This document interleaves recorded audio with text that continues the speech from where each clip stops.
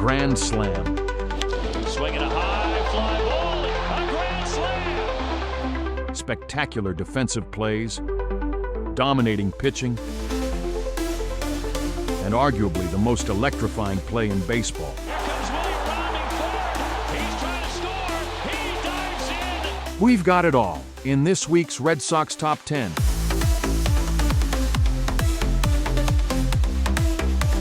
Hey Red Sox Nation, welcome to a new edition of Bleacher Bot. I'm B, and we are fired up about the Sox this week. We took the series against the Reds, and then we swept the Nationals. But the Red Sox come to Washington and sweep the Nationals. Okay, before we jump in, if you haven't already, smash that subscribe button. Don't be like the Yankees at the trade deadline, missing out on something good. All right, we've sifted through all the exciting moments from last week and have chosen the very best ones for you. So let's dive into this week's Red Sox Top 10. Walker Buehler was coming off 6 terrible outings, so Saturday's start against the Nationals was do or die for him, and he came through. Gifted a 9-0 lead, Buehler got through the Nationals lineup 3 times round without much damage, allowing just 2 earned runs on 8 hits. Most importantly, after giving up 14 walks in his last 3 starts, he didn't get to ball 4 even once on Saturday. That was enough to earn him the win. The pitching line was not the prettiest, but I'll take not terrible from Buehler right now and call it a small miracle. Hallelujah!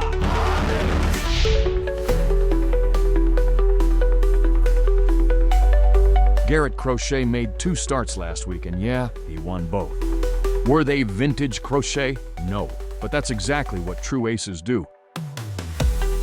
When they don't have their best stuff, they grind, battle, and still find a way. In Sunday's game against the Nats, Crochet was clearly laboring. He didn't have his sharpest command.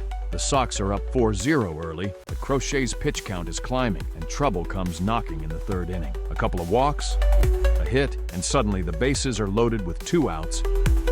James Wood, one of the league leaders in homers and RBIs, steps in. So what does Crochet do? He blows him away. Fastball. Goodbye. That's what aces do.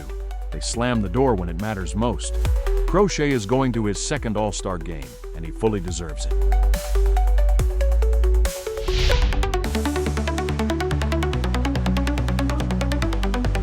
Every kid dreams of it. Bases loaded, 2 outs, big moment.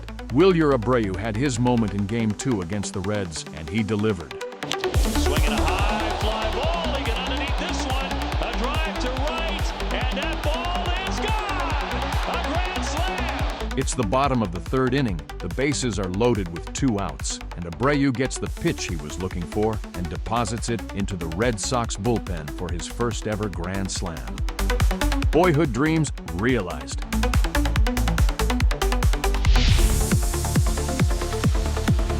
Who says pitchers can't field? Chris Murphy proved quite the opposite in Game 3 against the Reds. He flashed lightning reflexes and pulled off your routine, no-look, behind-the-back snag on the mound for an easy put-out at first. I haven't seen hands move that fast since someone grabbed the last Boston creme at Dunkin'. Next up is our outfield defense with 3 absolute gems. In Game 2 against Washington, bottom of the 2nd, Sox are up 2-0, but Buehler is in a spot of trouble with men on 1st and 2nd. Lyles smokes a ball to left field. Duran gets a great jump, tracks it down, and makes an amazing play. He turned what would have been a game-tying 2-run double into a spectacular out. In the same game, bottom of the 4th, Sox are up 9-2, and again, there's traffic on the bases. Young ropes a line drive into right field, and Anthony makes a perfectly judged diving catch to end the inning. And no highlight reel would be complete without our wizard in center field, Ceddanne Rafaela, who made yet another spectacular diving catch against Cincinnati.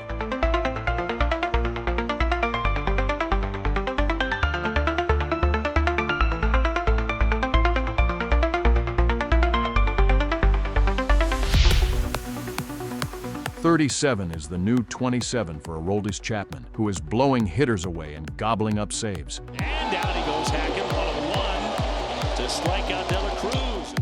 Chapman was once again his dominating self, firing missiles and picking up his 15th save in Game 2 against the Reds.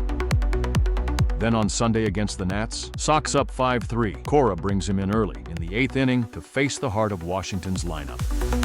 Chapman steps in and just cleans house. Swing and a miss to strike him out. No drama, no nonsense, just unhittable filth. And now he's headed to his 8th All-Star game, his first since 2021. The man has turned back the clock and then smashed it with his 102 miles per hour heater. Chapman's not just back, he's better than half the closers half his age. We've seen Rafaela's wizardry on the field, but he's been red hot at the plate too for the last month now. And he found a new gear the last 2 games against the Nationals. In Saturday's game, he turned on an inside fastball and blasted a 2-run home run to blow the game open 8-0 in the 3rd inning. Then in the 8th inning, he smacked a run-scoring double that could have actually been a triple if he hadn't face-planted after rounding second. Careful, Ceddy. This team's clumsy enough without you joining the IL party. Then on Sunday, he followed it up with an impressive 3-for-4 performance with another solo blast, his 11th home run of the year. Woods backing up, it sails, it's gone. It is gone. Ceddanne with a wicked line drive.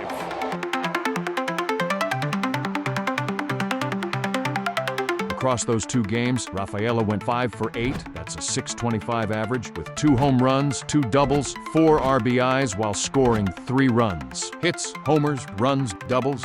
What's next? Pitching the 9th and driving the team bus? Lucas Giolito has been masterful, and his latest gem against the Nationals was yet another dominant performance that is becoming his norm. The fastball was popping. His changeup was disgusting. 108 pitches through 7 2/3 innings, scattering 4 hits and giving up just 1 earned run while picking up the win. Giolito's pitching like he time-traveled back to his Cy Young contender year, and he's been the key to stabilizing our rotation behind Crochet. Trevor Story is sizzling hot, and he had an explosive week. In Game 1 against the Reds, Story crushed a slider to dead center for a 3-run home run, his 12th of the year. He picked up 5 more hits in the Red Series, but then decided to turn it up a notch against the Nationals. In the opener in Washington, Story went 4 for 5, jacked a 2-run home run, drove in 4 runs total, scored 3 runs himself, and even stole a base just for good measure. He followed that up with another 2-run bomb in the series finale on Sunday.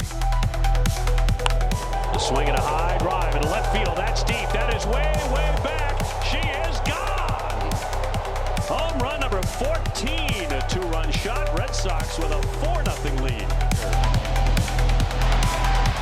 Here are Story's stats in his last 6 games. He's 12 for 25. That's a .480 average with 7 runs scored, 3 doubles, 3 home runs, 10 RBIs, and a stolen base. He's mashing like a veteran at Quincy Fish Market, swinging hard and leaving nothing but scraps. Before hitting his first grand slam, earlier in the same game against the Reds, Abreu gave us what many consider the game's most exciting play, an inside-the-park home run. When he first hit the ball, Abreu thought it was a home run, but when he realized it might stay in, he got on his horse and powered through all the way home. He became only the 6th player ever to hit a grand slam and an inside-the-park home run in the same game, and the first player in 67 years since Roger Maris did it last in 1958. Here comes Wilyer rounding third. He's trying to score. Looking for an inside the Parker. He dives in with an inside the park home run. He finished the day going 2 for 5 with 2 home runs, 5 RBIs, and 2 runs scored. So there you have it.